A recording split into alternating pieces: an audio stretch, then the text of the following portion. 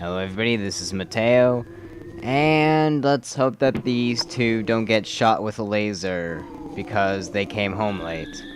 That might seem like a very drastic possibility, but you never know. I mean, some parents, they have a cactus as their plant by the door.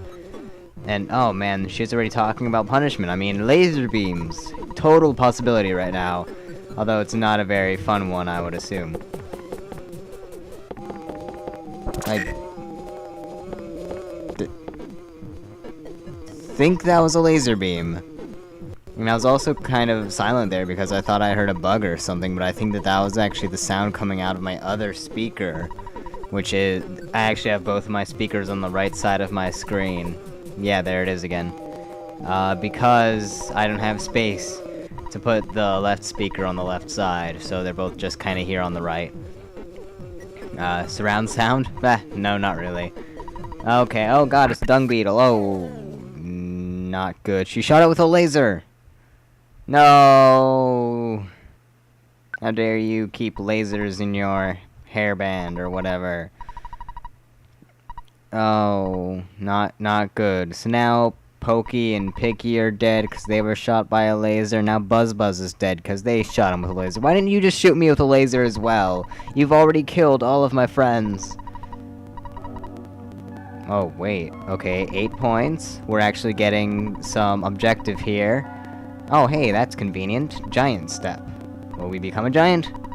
No. But, oh well. Yes, because I'm able to read. I am a very intelligent young man. Haven't been reading since the age of, like, 5 or anything like that. Nope. Or whenever I started. I have no idea. Honestly.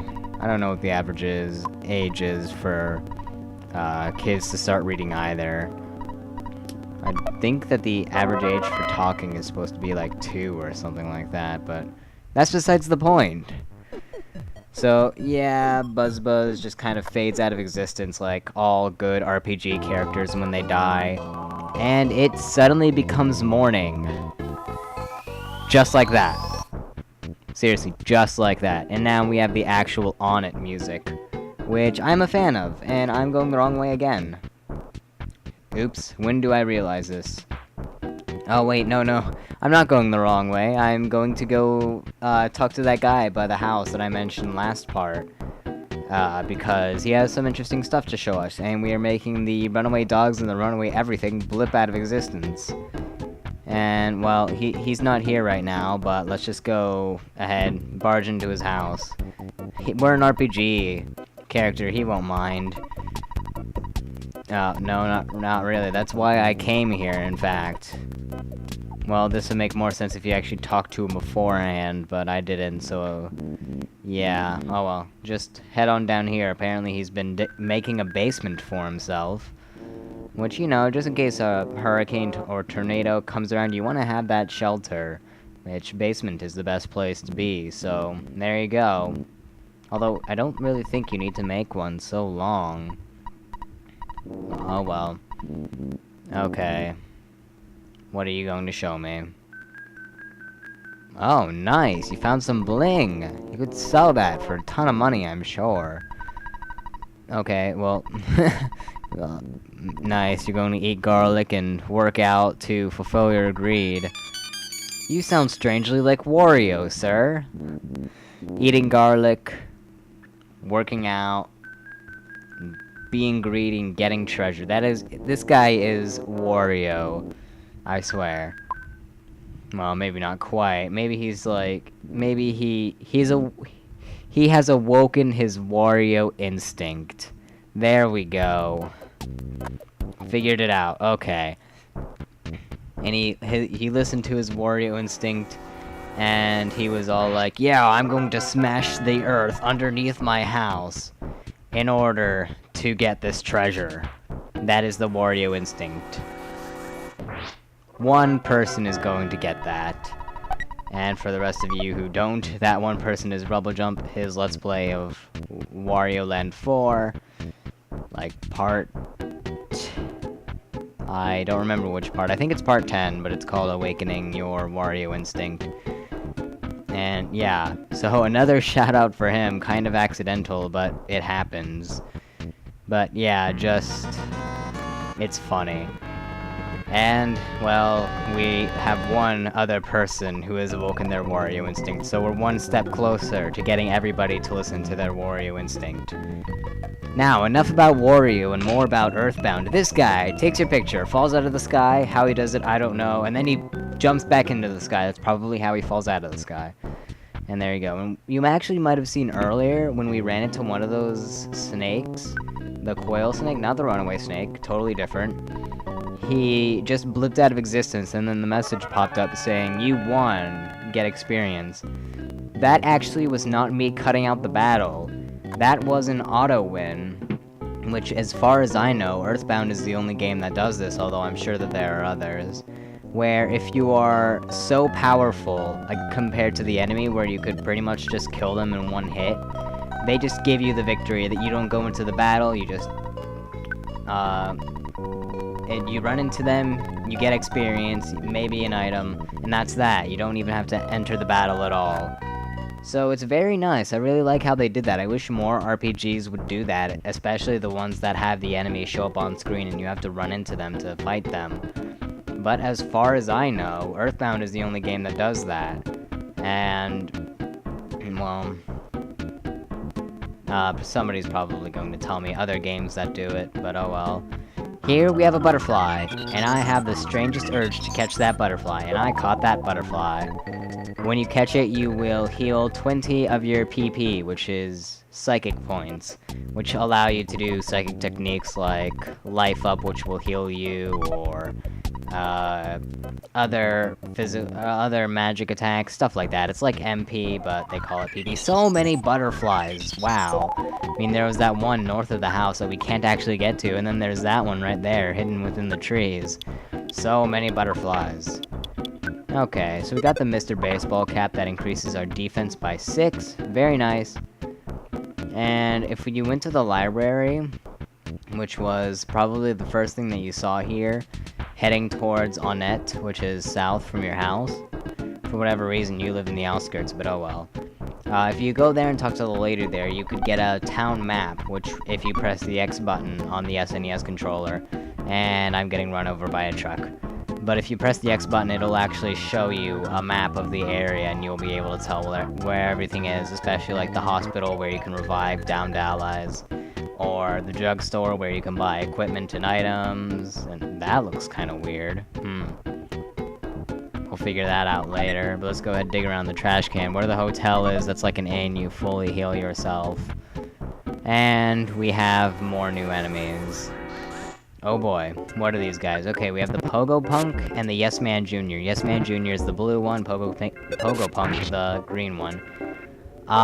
Yes Man Jr. wastes a lot of time by laughing, however he could also swing his hula hoop, as you just saw, and do a ton of damage to you.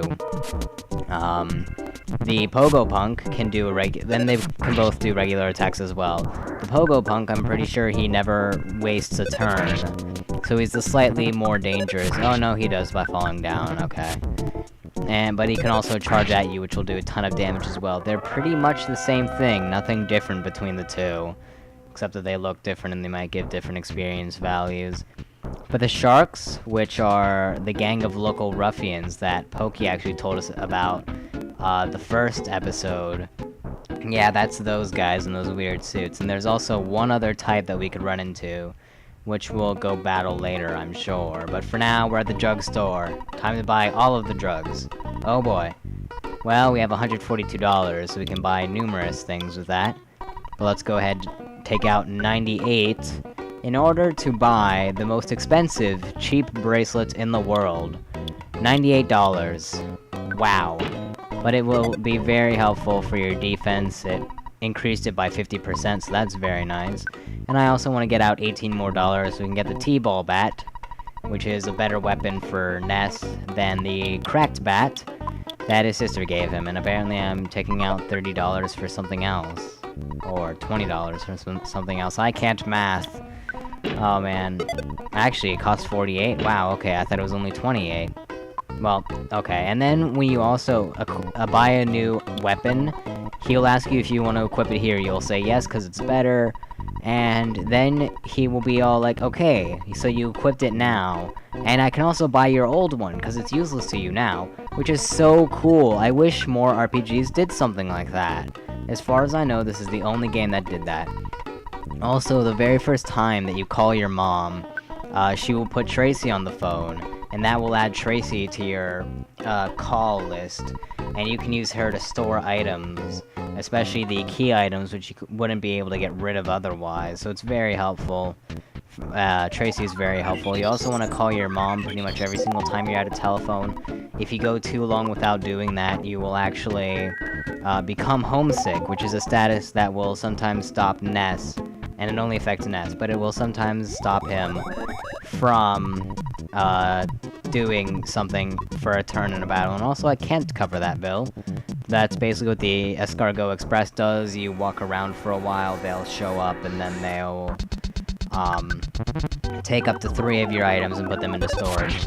And here we have the Skate Punk, the most annoying of the 3. He can attack, do a stronger attack, which did the same amount, I think, well, a little bit better, but he can also call for friends, which consists of the Pogo Punk and the Yes Man Jr., and also this guy. Another Skate Punk. Will he call for a friend?